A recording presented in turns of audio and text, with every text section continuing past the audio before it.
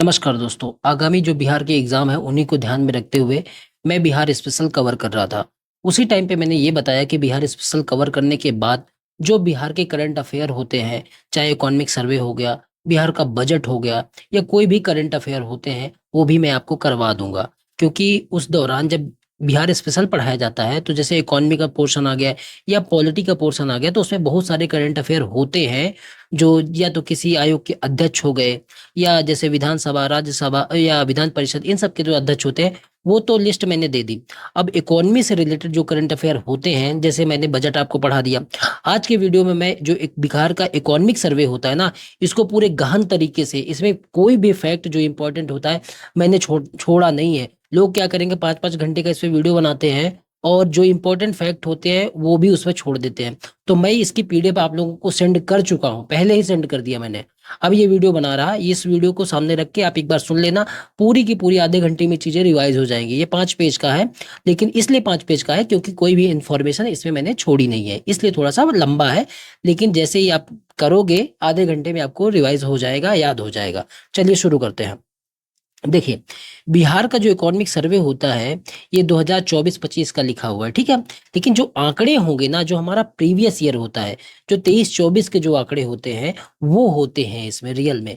क्योंकि जो बजट होता है वो आगामी वर्ष का होता है, लेकिन आर्थिक सर्वे जो होता है ये हमारा रिव्यू होता है कि हमने पिछले वर्षों में क्या क्या किया। ठीक है, तो वो अभी 25 चल रहा है, तो 23-24 का पूरा आंकड़ा होगा। वो जो फाइनेंशियल ईयर 24 रहता है उसी के आंकड़े होते हैं, लेकिन लिखा 23-24 जाता है, ठीक है। जैसे अभी को 24-25 लिखा जाता है, तो 24-25 का इकोनॉमिक सर्वे आया है, उसी के विषय में सारी जानकारी लेंगे हम। ये पेश कौन करते हैं? ये हमारे जो फाइनेंस मिनिस्टर होते हैं बिहार के, सम्राट चौधरी जी, उनके द्वारा ये 28 फरवरी 2025 को पेश किया जाता है। ये राज्य का 19वां है, क्योंकि 2006-7 में पहली बार सुशील मोदी जी द्वारा, जब उस समय वो बिहार के वित्त मंत्री थे, उनके द्वारा ये पेश किया गया था। तो उस हिसाब से राज्य का 19वां आर्थिक सर्वेक्षण है। अब चलिए इसकी पूरी डिटेल हम समझ लेते हैं। देखो, एक चीज होती है स्थिर कीमत। स्थिर कीमत का क्या मतलब है दोस्तों, कि जो हम बेस ईयर एक काउंट करते हैं, जैसे हमारा बेस ईयर हम 2011-12 को मान के चलते हैं, रिवाइज हुआ है, पहले 2004-5 था, फिर बाद में रिवाइज करके हमने 2011-12 कर दिया। अब उससे जो तुलना करते हैं आज की, तो उस समय का हिसाब से अगर चीजें लेते हैं, उसमें इन्फ्लेशन नहीं जुड़ा होता, तो उस समय के हिसाब से जो चीजें करते हैं उसको बोला जाता है बेस ईयर। और अगर हम वर्तमान जो ईयर है उससे तुलना करके चीजों को देखते हैं, तो वो कहलाता है चालू कीमत पे। ठीक है, तो इस तरह आप ये दोनों चीज समझ गए आप। अब स्थिर कीमत पे जो बिहार की अर्थव्यवस्था है ना, ये 4.65 लाख करोड़ की है स्थिर कीमत पर। 2011-12 के हिसाब से अगर 23-24 की अर्थव्यवस्था देखी जाए, तो वो कितनी है? 4.65 लाख करोड़। अब अगर चालू कीमत पर देखे जाए, मतलब कि अगर इसमें इन्फ्लेशन जुड़ा होता है, मुद्रास्फीति जुड़ी होती है, तो 2023-24 की जो अर्थव्यवस्था होगी बिहार की, वो 8.54 होगी, 5-4 लाख करोड़ होगी। तो बिल्कुल इंपॉर्टेंट फैक्ट है, इसको भूलना नहीं है। 8 है, उसका जस्ट आधा जो स्थिर कीमत है वो 4 लाख करोड़ हो जाएगी। तो ऐसे मोटा मोटा याद करना है। 2022-23 से स्थिर कीमत में 9.2% की वृद्धि हुई, जबकि चालू जो कीमत है उनमें कितने परसेंट की वृद्धि हुई? 14.5% की, मतलब इन्फ्लेशन थोड़ी ज्यादा हुई। तो इस हिसाब से बिहार का जो बजट है चालू कीमत पर, ये जरूर याद रखना, 8.54 लाख करोड़ है 2023-24 का, और स्थिर कीमत पर 4.65 लाख करोड़ है। इंपॉर्टेंट है, तो ये आपको याद रखना। अब 2023-24 में राज्य का जो जीवीए है, जो ग्रास वैल्यू एडिशन होता है, 2011-12 के कीमतों पर अगर देखें, मतलब 2012-11 जो बेस ईयर है, उसके उसके हिसाब से 2023-24 का जो योगदान होता है, जो प्राइमरी, सेकेंडरी और टर्सरी सेक्टर होते हैं, इन्हीं से मिलकर अर्थव्यवस्था बनी होती है। अर्थव्यवस्था में बहुत सारे सेक्टर को बांट दिया जाता है, कुछ सेक्टर को प्राइमरी सेक्टर, कुछ को द्वितीयक सेक्टर, कुछ को तृतीयक सेक्टर, इन ऐसे बांट के और फिर सबको योग कर लिया जाता है ना, तो हमारा जीवीए निकल आता है, जीडीपी निकल आता है। क्योंकि मॉनेटरी वैल्यू में हम जब काउंट करते हैं, ठीक है, सबका पैसे में वैल्यू काउंट करते हैं, उसके हिसाब से अपनी जीडीपी निकाल लेते हैं। तो जो प्राथमिक क्षेत्र है, जिसमें कृषि, खनन, उत्खनन, इस तरीके की चीजें होती हैं, गैस आपूर्ति, इस तरीके की चीजें होती हैं, उसको बोलते हैं प्राथमिक क्षेत्र। और इसका जो योगदान है बिहार के जीडीपी में, वो 19.9% है। बहुत इंपॉर्टेंट आंकड़ा है, इस तरह के पूछे जाते हैं, ठीक है, तो याद रखना है। द्वितीयक जो सेक्टर है उसका योगदान जो बिहार की जीवीए है उसमें कितना, जीवीए में है कितना है, 21.5%। तृतीयक सेक्टर है उसका मतलब है कि उसका योगदान जो है, तृतीयक सेक्टर को सर्विस सेक्टर बोला जाता है, द्वितीय को उद्योग सेक्टर, विनिर्माण, निर्माण, इस तरह की चीजें, विद्युत, ये सब चीजें इसमें आती हैं। और तृतीयक में सेवा, मनोरंजन, शिक्षा, जितनी भी सर्विसें हैं वो तृतीयक सेक्टर में आती हैं। तो सबसे ज्यादा जो योगदान है तृतीयक सेक्टर का है, उसके बाद द्वितीयक सेक्टर का, उसके बाद प्राइमरी सेक्टर जो कृषि है। तो ये आंकड़े आपको जरूर दिमाग में रखने हैं और कई बार पढ़ोगे तो याद हो जाएगा। राज्य की अर्थव्यवस्था जो वर्तमान मूल्यों पर 14.5% की दर से बढ़ रही है और स्थिर मूल्यों पर 9.2% की दर से बढ़ रही है। स्थिर और वर्तमान क्या होते हैं वो मैंने आपको बता दिया। अब देखो प्रति व्यक्ति आय।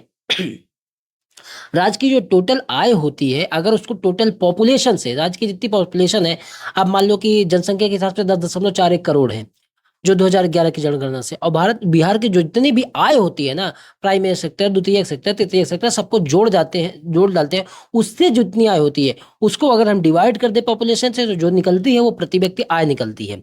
तो उसमें ये कहा गया, सेम तरीके से सारी चीजें पढ़ेंगे। जो स्थिर कीमत है, स्थिर कीमत का मतलब है कि 2011-12 के हिसाब से, और जो वर्तमान कीमत है 2023 के हिसाब से, इसमें इन्फ्लेशन है उसमें इन्फ्लेशन नहीं है, बस इतना ही अंतर है, ठीक है। तो जो होता है स्थिर कीमत पे बिहार की जो प्रति व्यक्ति आय है वो 36,333 रुपए है, और जो वर्तमान कीमत पर बिहार की जो 23-24 की आय है, देखो ये लेटेस्ट आंकड़े हैं क्योंकि इकोनॉमिक सर्वे के आंकड़े हैं, ठीक है। तो ये इस पे कंफ्यूज नहीं होना कि इसके बाद बढ़ तो नहीं गया, घट तो नहीं गया, पूछा आपसे यही जाएगा। जो वर्तमान कीमतों पर बिहार की प्रति व्यक्ति आय के आंकड़े हैं वो बताते हैं कि बिहार की जो प्रति व्यक्ति आय है वो 66,828। देखो, तो दुगने का अंतर, इस तरह मोटे मोटे याद करो, 30,000 का अंतर है, इस तरीके से याद करो तो याद हो जाएगा। सबसे ज्यादा प्रति व्यक्ति आय कहाँ की है? पटना की 1,21,396। उसके बाद बेगूसराय की 49,000, फिर उसके बाद तीसरे नंबर पर मुंगेर है। एक एक तो कम से कम टॉप के जो है उनको तो याद ही करना है। सबसे कम कहाँ की है? शिवहर की 19,000 है। उसके बाद सीतामढ़ी की, उसके बाद अररिया की।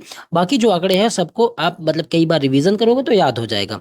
पिछले वर्ष से 12.8% की वृद्धि हुई है। मतलब पिछले वर्ष जो 22-23 में प्रति व्यक्ति आय थी उससे 12.8% बढ़ के जो प्रति व्यक्ति आय बिहार की हो गई है वो 66,828 रुपए बिहार की हो गई है। उसमें सबसे ज्यादा पटना की है और सबसे कम शिवहर की है, तो ये आपको याद रखना है। अभी मैंने जो बताया आपको कि जीवीए में जो प्राइमरी सेक्टर, जो सेकेंडरी सेक्टर और टर्सरी सेक्टर का जो हिस्सा है ना, इनका जीवीए में या जीडीपी में कितना योगदान है। तो जीवीए और जीडीपी में थोड़ा सा अंतर होता है, लेकिन टेक्निकल है, आप मत समझो उतना, दिमाग मत लगाओ, बस याद कर लेंगे जीडीपी में कितना योगदान। जीडीपी पूछे, जीवीए पूछे, कुछ भी पूछे, यही आंकड़े आप लगा देना उसमें आंसर में, ठीक है। जब इकोनॉमी पढ़ाऊंगा, मैं सब कुछ पढ़ाऊंगा, मैं इस चैनल पे मैं बिहार से रिलेटेड जितनी भी चीजें होती है शॉर्ट नोट्स के रूप में, साइंस, इसके बाद साइंस, उसके बाद कुछ आगे जितने भी सब्जेक्ट होते हैं सबको शॉर्ट नोट्स के रूप में पढ़ाने वाला हूँ, जिससे आपको एग्जाम टाइम पे आसानी हो। और शॉर्ट नोट्स का मतलब ये बिल्कुल नहीं होता कि चीजें शॉर्ट शॉर्ट में होना, ये मतलब है कि फैक्चुअल इन्फॉर्मेशन आपके सामने होगी, थोड़ा कॉन्सेप्ट होगा और एग्जाम ओरिएंटेशन के हिसाब से पढ़ाया जाएगा, कुछ भी छोड़ा नहीं जाएगा उसमें, फालतू की कहानी नहीं होगी उसमें, बस ये है। अब देखो, जीवीए में मैंने जो प्राइमरी सेक्टर है उसका हिस्सा कितना बताया, उसका हिस्सा मैंने बताया कि 19.9% है। दूसरा सेकेंडरी सेक्टर का बताया, उसमें 21.5 बताया। टर्सरी सेक्टर का मैंने बताया जो सेवा क्षेत्र है उसका 58.6% बताया। तो ये जीवीए में हिस्सा बताया। यहाँ पे इसका हिस्सा जीवीए में प्राइमरी सेक्टर का इतना है, मतलब इतना योगदान हमारा कृषि क्षेत्र देता है, सेकेंडरी मतलब उद्योग क्षेत्र इतना योगदान देता है, और सेवा क्षेत्र इतना योगदान देता है। अब ये इसमें रोजगार में हिस्से का क्या मतलब है कि कितने लोग उस सेक्टर में लगे हुए हैं।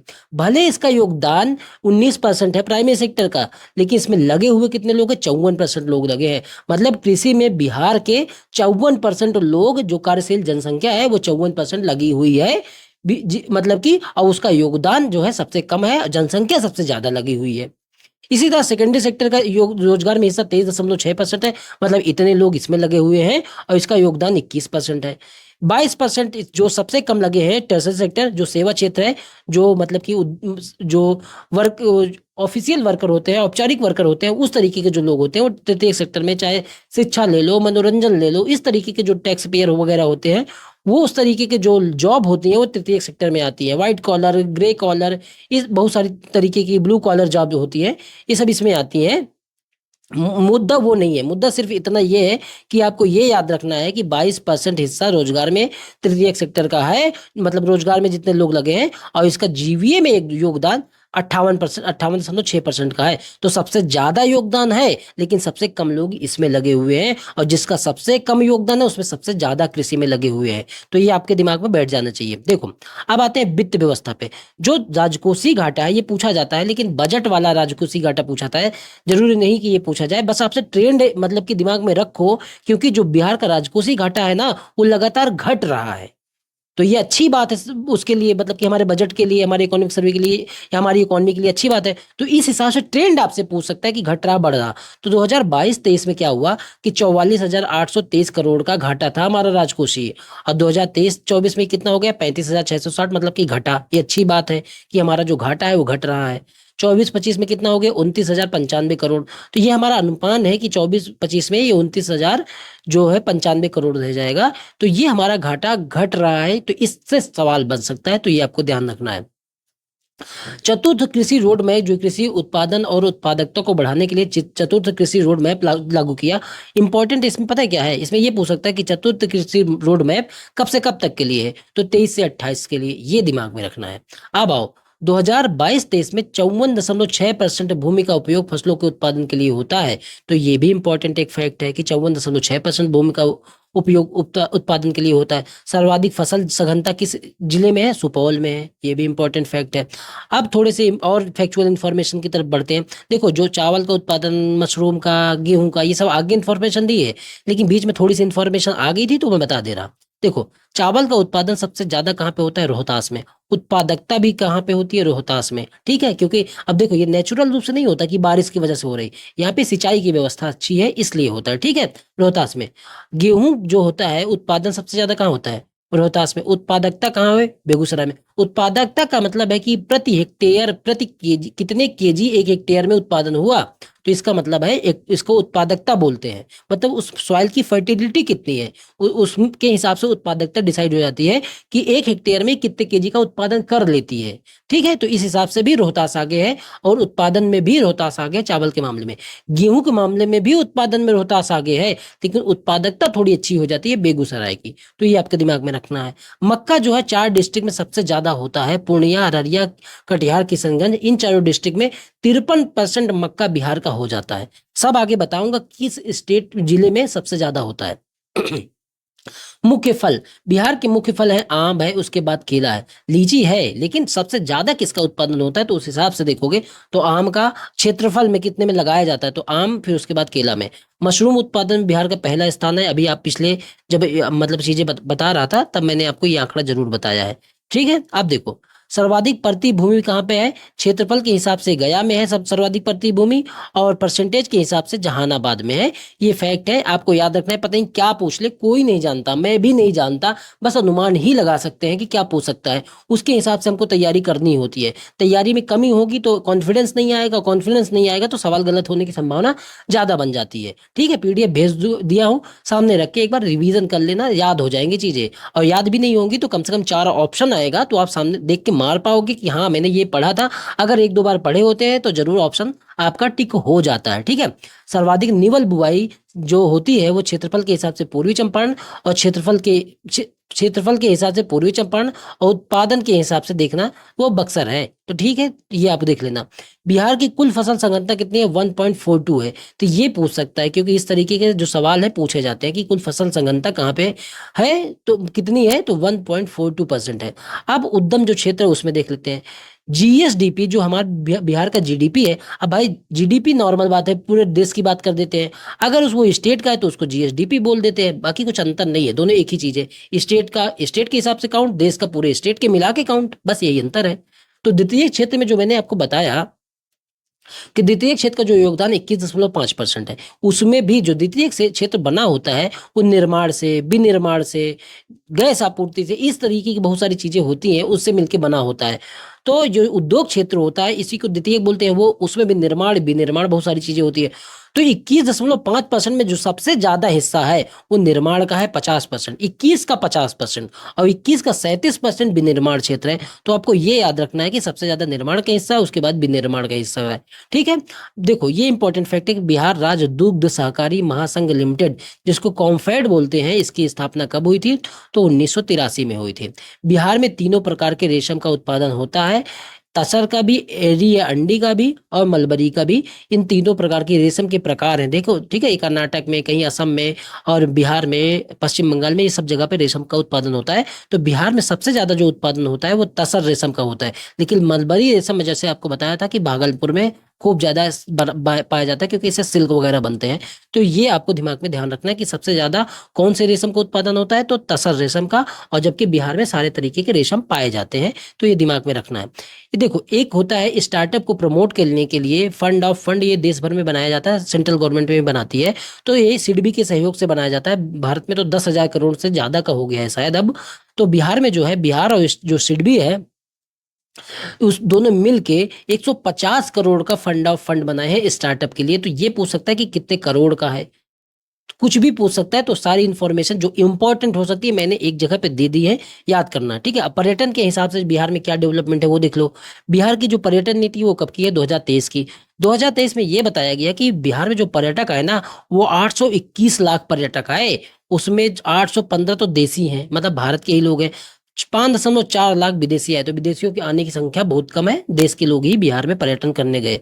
मैक्सिमम जो व्यय होता है किन परियोजनाओं में, इन परियोजनाओं में होता है। व्यय बताना मेरा उद्देश्य नहीं है, मेरा उद्देश्य ये है कि ये परियोजना है कहाँ पे, क्योंकि पिछले बीपीएससी में सवाल पूछा गया था कि विष्णु पद मंदिर कहाँ पे है, तो आपको बताना है गया में है। पुनौरा धाम कहाँ है? सीतामढ़ी में। गया जी धर्मशाला, ये गया में होगी। तो ये याद रखना है, ठीक है, इसलिए मैंने इसको यहाँ पे नोट कर दिया है। अब देखो, श्रम रोजगार कौशल में क्या क्या चीजें वो देख लो। जो लेबर फोर्स का सर्वे आता है, लेबर फोर्स पीरियाडिक सर्वे, जो रिपोर्ट आती है, उसके जो सांख्यिकी मंत्रालय हमारा जारी करता है, जो देश का है, उसने जो है कि मतलब कि सर्वे रिपोर्ट जारी की 2023-24 की। तो उसके हिसाब से जो श्रम भागीदारी है वो पुरुषों की है 78%, श्रम भागीदारी महिलाओं की है 32%, और समग्र रूप से ये है 55%। बेरोजगारी दर है जो बिहार में वो 3% है। ये सब बिहार की बातें बता रहा, 3% है। और पुरुषों की जो बेरोजगारी दर है वो 3.6 है, और महिलाओं की 1.4 है। तो ये याद रखना है कि पुरुषों में 78% सहभागी दर है, मतलब कि काम जो होता है, श्रम जो रोज होता है, उसमें पुरुषों की संख्या 78% है, महिलाओं की संख्या बहुत कम, मतलब कि उनकी तुलना में बहुत कम है, 32% है। और समग्र रूप से दोनों को अगर मिला के डिवाइड कर दोगे तो 55% समग्र रूप से है। बेरोजगारी दर इंपॉर्टेंट आंकड़ा है, याद रखना है, 3% है। पुरुषों में 3.6, महिलाओं में 1.4, ये याद रखना है। कुछ कानून है, अब देखो इनसे रिलेटेड करंट अफेयर था। तो करंट अफेयर कुछ ऐसा है जिससे सवाल नहीं बन सकते। ये हो सकता है कि इनके एक्ट के बारे में पूछ ले कि ये एक्ट कब आया था, तो उस हिसाब से मैंने चीजें लिख दी। बाल एवं श्रम किशोर निषेध एवं विनियमन एक्ट जो है 1986 में आया। बाल मजदूरी आयोग अधिनियम कब आया? 1996 में। न्यूनतम मजदूरी अधिनियम कब का है? 1948 का है। तो ये आपको दिमाग में रखना है। भौतिक अवसंरचना में क्या क्या चीजें हैं, देखो, ग्रामीण पथ की लंबाई सितंबर 2025-24 के हिसाब से टोटल 1,16,880 किलोमीटर है। ये ग्रामीण पथ की लंबाई है, जो मैं पिछली क्लास में बता रहा था, जो इकोनॉमिक मतलब कि इकोनॉमी की क्लास थी। तो उसमें जब पथ वाला एरिया आया था, जो ज्योग्राफी वाली मिक्स करके क्लास होती थी, तो उसमें ये मैंने बताया था। तो मैंने बोला था कि आप ये लोग आंकड़े करंट के हिसाब से देख लेना, लेकिन यहाँ पे ये आंकड़ा है तो ये पूछा जा सकता है, इसलिए मैंने लिख दिया। 6 राज्य शहर है जो बिहार के, वहां पे ई बस सेवा चलाई गई है। तो ये भी इंपॉर्टेंट है। पटना है, भागलपुर है, दरभंगा है, गया, मुजफ्फरपुर, पूर्णिया है। इसमें शायद 400 इलेक्ट्रिक बस लाने की विषय में बात हुई है। परिवहन भंडारण एवं संचार क्षेत्र में अगर देखा जाए इन तीनों को मिला के, तो सबसे नंबर 1 जो स्टेट आता है वो यूपी आता है, 10.1%। उसके बाद कर्नाटक आता है, और थर्ड नंबर पे हमारा बिहार आता है 7.6% के साथ परिवहन भंडारण एवं संचार के क्षेत्र में। जल्दी जल्दी बोल इसलिए रहा क्योंकि फैक्चुअल है, इसमें कुछ समझाना तो है नहीं। जितनी बार आप सुनोगे उतनी बार याद होगा, सामने रख के करोगे तुरंत याद होगा, क्योंकि याद भी नहीं होगा तो फिर मैंने बताया कि दिमाग में तो चीजें रहेंगी ही। ठीक है, अब देखो, क्योंकि इसमें मैं 3 घंटे लगा के भी आपको कोई नई चीजें नहीं दे दूंगा, तो जल्दी से होगा तो आप ही का टाइम बचेगा। सड़क नेटवर्क में बिहार का कौन सा स्थान है? 8वां है। ठीक है, तो सड़क नेटवर्क में बिहार का 8वां स्थान है। विद्युत के मामले में ऊर्जा के रूप में जो प्रति व्यक्ति खपत है बिहार में, वो 363 किलोवाट आवर की है एक व्यक्ति के हिसाब से। और सर्वाधिक खपत बिजली की जो होती है टोटल खपत में, वो पटना में होती है, उसके बाद गया में होती है। गया के सीएम है तो इसलिए गया में सब खूब खपत होती है, नहीं तो पटना तो बहुत बड़ा मतलब कि वो है, शहर है, उसके हिसाब से पटना में होती है।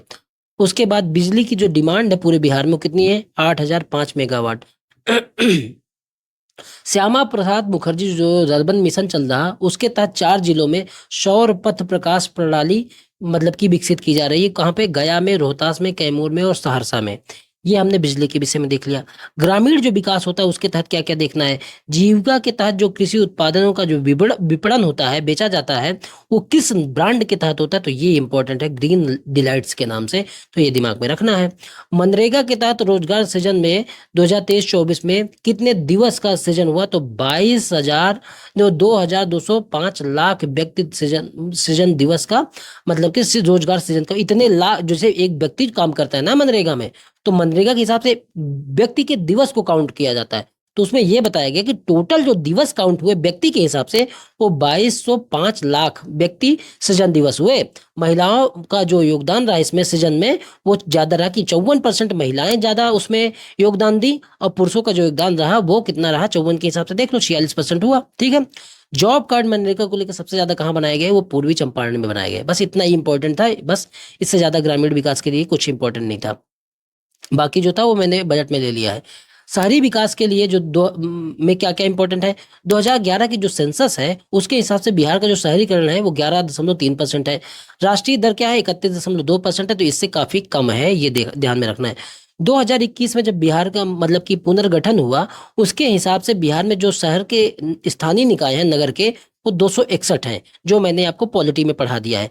नगर निगम कितने हैं? 19, ये बता चुका हूँ। नगर परिषद 88 है, और नगर पंचायत कितने हैं? 154 है, ये याद रखना है। 4 शहर में मेट्रो रेल का प्रस्ताव है। कौन से 4 शहर हैं? मुजफ्फरपुर है, गया है, दरभंगा है, भागलपुर है। इन चारों शहरों में मेट्रो रेल का प्रस्ताव है। ऋण जमा अनुपात कहाँ पे सबसे बढ़िया है? वो पूर्णिया में है, 92%। उसके बाद अररिया में है, तो ये आपको दिमाग में रखना है। टोटल जमा राशि में किसका योगदान सबसे ज्यादा है? तो सार्वजनिक क्षेत्र के जो बैंक हैं उनका योगदान, जो पब्लिक सेक्टर के बैंक हैं, सरकारी बैंक है, उनका योगदान 75% है, और जो निजी क्षेत्र के बैंक है उनका योगदान 15% है। ये बिहार की बात कर रहा मैं। अब देखो, मानव विकास के हिसाब से जीवन प्रत्याशा जो होती है, पूछ लेता है। 2016 से 2020 के आंकड़े हमारे पास है, उनके हिसाब से 69.5% बिहार में जो है जीवन प्रत्याशा है। लिंगानुपात आपको पता ही 918 है। राष्ट्रीय औसत लिंगानुपात कितना है? 943 है। बाल लिंगानुपात का जो बाल लिंगानुपात है वो बिहार में कितना है? वो अच्छा है राष्ट्रीय औसत से। जो लिंगानुपात है वो तो डाउन है, लेकिन बाल लिंगानुपात राष्ट्रीय औसत से अच्छा है, क्योंकि ये 935 है और राष्ट्रीय औसत 919 का है। शिशु मृत्यु दर इस मतलब कि जो इकोनॉमिक सर्वे में दिया हुआ है उसके हिसाब से 2020 का आंकड़ा है, और उसके हिसाब से 27 शिशु मृत्यु दर है बिहार में। हरित बजट जो जारी किया गया, कब जारी किया? 2020-21 में हरित बजट बिहार में जारी किया गया था। तो ये चीजें देख ली। पीरियाडिक लेबर फोर्स सर्वे जो होता है 2024 का, उसके हिसाब से जो सांख्यिकी मंत्रालय जारी करता है, यूपी बिहार में बेरोजगारी दर कितना है? 3%, ये बता चुका आपको। सर्वाधिक बेरोजगारी, हाँ ये एक इंफॉर्मेशन जो मुझे बहुत अजीब लगी, इसलिए मैंने लिख दिया। पता नहीं सवाल इससे बन जाए कि ना बने, क्योंकि ये थोड़ा सा अजीब टाइप का है कि सर्वाधिक बेरोजगारी दर ना गोवा जैसे राज्यों में है 8.5%, और सबसे कम कहाँ है? एमपी में 0.9%। तो ये मतलब एक इंफॉर्मेशन मिली जो मुझे थोड़ा सा अटपटी लगी, इसलिए मैंने यहाँ पे लिख दिया है। लेबर फोर्स जो पीरियाडिक सर्वे होता है उसके हिसाब से जो श्रम बल प्रतिभागी दर है ना, वो पुरुषों में 78% है, महिलाओं में 41% है। ये टोटल भारत की बात कर रहा मैं, ये सिर्फ, और बाकी तो आपको बता ही दिया। अब जो इकोनॉमिक सर्वे में और जो चीजें पढ़ी जाती हैं वो उस पे आ जाओ। जैसे कहाँ पे किस चीज का उत्पादन ज्यादा होता है, ये भी तो सवाल बन जाता है ना। खनिज का उत्पादन कहाँ पे किसका ज्यादा, वो मैं आपको बता चुका हूँ लेटेस्ट के हिसाब से। लेकिन मिनरल ईयर बुक जो 2023 है उसके हिसाब से भी आपको दे दूंगा, उसमें ज्यादा चेंज नहीं होता। 1-2 पॉइंट चेंज होंगे, नहीं तो कुछ भी चेंज नहीं होगा, क्योंकि मिनरल ऐसी चीज नहीं है कि आज यहाँ पाया गया कल दूसरी जगह पाया जाए। ठीक है, तो बहुत थोड़ा सा ही चेंज आता है। चावल जो है इसका उत्पादकता जो मैं आपको बता चुका, किलोग्राम पर हेक्टेयर के हिसाब से रोहतास में सबसे ज्यादा उत्पादकता है। टोटल बिहार में जो उत्पादकता है 3,062 किलोमीटर मतलब किलोग्राम पर हेक्टेयर है। क्षेत्रफल के हिसाब से सबसे ज्यादा चावल कहाँ पे मतलब कि लगाया जाता है, किस क्षेत्र में? पूर्वी चंपारण में। उत्पादन कहाँ पे होता है? रोहतास में। गेहूं इसी तरह उत्पादकता कहाँ पे? बेगूसराय में। और टोटल बिहार में उत्पादकता कितनी है? 3211 केजी पर हेक्टेयर। क्षेत्रफल के हिसाब से मुजफ्फरपुर, उत्पादन के हिसाब से रोहतास। तो चावल हो चाहे गेहूं, सबसे ज्यादा उत्पादन कहाँ पे होता है? रोहतास में होता है। तो ये थोड़ा सा ये चीजें आपको दिमाग में रखनी है, कई बार पढ़ोगे। क्षेत्रफल है पूर्वी चंपारण में, उत्पादन रोहतास में होता है, उत्पादकता भी रोहतास में है। गेहूं जो है उसका उत्पादकता जो है, उत्पादन, ये सब तीनों चीजें अलग है। उत्पादकता बेगूसराय में, उत्पादन सबसे ज्यादा रोहतास में, क्षेत्रफल मुजफ्फरपुर में। देखो गेहूं चावल जो है इंपॉर्टेंट चीज होता है, इसलिए इसका तीनों याद करना पड़ता है। बाकी जो मक्का है जैसे, और जो छोटी छोटी फसलें हो जाती है, दलहन है, इनका ज्यादा नहीं याद करना पड़ता। अब बिहार में थोड़ा मक्का ज्यादा होता है, इसलिए मक्का का भी याद करना पड़ेगा। जो जहाँ की स्थानीय फसल ज्यादा होती है उसको तो याद ही करना पड़ता है भाई, कितना भी बच लो याद करना पड़ेगा। तो मक्का का उत्पादकता सबसे ज्यादा कहाँ है? उत्पादकता जो प्रोडक्टिविटी है सबसे ज्यादा कहाँ पे है? ये किशनगंज में है। 9,222 केजी पर हेक्टेयर उत्पादन होता है। और टोटल बिहार में कितना है? 6,138 केजी पर हेक्टेयर। क्षेत्रफल के हिसाब से सबसे ज्यादा मक्का का उत्पादन कहाँ होता है? पूर्णिया में। उत्पादन कहाँ होता है सबसे ज्यादा? मतलब क्षेत्रफल, मतलब कितने क्षेत्रफल में लगाया जाता है, सबसे ज्यादा जो ऐसे होता है वो पूर्णिया में होता है। उत्पादन भी सबसे ज्यादा पूर्णिया में होता है, मैं आपको बता चुका, ठीक है। तो ये याद रखना है, मक्का का उत्पादन सबसे ज्यादा पूर्णिया में। दलहन का उत्पादकता कहाँ पे? पूर्वी चंपारण में। और उत्पादन कहाँ पे होता है? पटना में। तो ये इंपॉर्टेंट है, ठीक है। ऐसा लगता नहीं कि पटना शहर है वहां पे दलहन वगैरह का उत्पादन होगा, तो ये आपको इंपॉर्टेंट है, थोड़ा सा याद रखना है। गन्ना का जो उत्पादकता है वो बेगूसराय में है, लेकिन उत्पादन कहाँ होता है? पश्चिमी चंपारण में, ये याद रखना है। और थोड़ी सी इंफॉर्मेशन है, केला का उत्पादन कहाँ होता है? भागलपुर में। अमरूद का उत्पादन कहाँ? आप सब उत्पादन देख रहे हो, उत्पादकता नहीं देख रहे हैं, क्योंकि ये बहुत इंपॉर्टेंट नहीं है। इनके हिसाब से सिर्फ एक ही फैक्ट पूछा जा सकता है कि सबसे ज्यादा होता कहाँ पे है। तो केला सबसे ज्यादा कहाँ पे होता है? भागलपुर में। अमरूद कहाँ होता है? रोहतास में। लीची का उत्पादन कहाँ होता है? मुजफ्फरपुर में। आम दरभंगा में। आलू पटना में। तो ये याद करना है, जितनी बार सुनोगे उतनी बार याद होगा, इतना मुझे पता है, मैं भी खुद सुनूंगा क्योंकि मुझे भी एग्जाम देना है। सकल सिंचित क्षेत्र जो है सबसे पहले कहाँ पे है? रोहतास में। उसके बाद पश्चिमी चंपारण में। शुद्ध सिंचित क्षेत्र कहाँ पे है? रोहतास में। सर्वाधिक ग्राम सड़क कहाँ पे है? पूर्वी चंपारण में। तो ये आपका जो इकोनॉमिक सर्वे वाला एरिया है वो पूरा का पूरा मैंने करा दिया है। देखो इसकी पीडीएफ मैंने आपको इस नंबर पे मतलब कि भेज ही दी। जितने लोग मेरे से कनेक्ट हैं, 40-50 लोग जो अभी शुरुआत में कनेक्ट हुए हैं, उनको मैंने 9667305679 इस नंबर पे मैंने इनको पीडीएफ भेज दिए। इस नंबर पे आप व्हाट्सअप करके पीडीएफ प्राप्त कर सकते हो। और इस तरीके का लोगो होगा मेरे चैनल का, वहां पे जाके यूट्यूब पे सारी चीजें देख सकते हो। ये सारे वीडियो आपको यूट्यूब पे मिल जाएंगे। Hindi medium UPSC and state pieces नाम से चैनल है, ठीक है। तो ये इकोनॉमिक सर्वे हो गया, बजट हो गया। अब जो आगे के वीडियो होंगे उसमें बिहार स्पेशल का जो बचा कुचा पार्ट है, जैसे जो मिसलेनियस का है और जो पर्यटन वाला थोड़ा सा हिस्सा है वो करवा दूंगा, तो आपका वो उधर का भी कंप्लीट हो जाएगा। और जो बिहार के जो करंट अफेयर है वो भी कंप्लीट हो जाएंगे। आपसे एक सवाल है कि इसके बाद आप किस चीज़ की वीडियो चाहते हो? ये मतलब कि मुझे बताओ आप जो पढ़ना चाहते हो। अब करंट अफेयर जो है, वो जो नेशनल करंट अफेयर होते हैं उनके वीडियो चाहते हो, कि जो और सब्जेक्ट है, साइंस है या कुछ और जो हमारे स्टैटिक पोर्शन होते हैं उनके सब्जेक्ट के वीडियो चाहते हो? तो आप जो बताओ मैं वही पढ़ा दूंगा। मेरे हिसाब से अभी करंट अफेयर पढ़ाना ज़्यादा इंपॉर्टेंट होगा, लेकिन आप जो डिसाइड करोगे मैक्सिमम लोग, उसी के हिसाब से चीज़ें पढ़ाऊंगा, ठीक है। तो ये आप अपना कमेंट, ये मतलब कि ये चीज़ें कमेंट में ज़रूर बताओ कि इसके बाद आप किस चीज़ की वीडियो चाहते हो, तो वही चीज़ें बताओ। और जो करंट अफेयर वगैरह होंगी इसकी पीडीएफ तो मैं तुरंत ही सेंड कर देता हूँ, ठीक है। चलो इस वीडियो में इतना ही, धन्यवाद।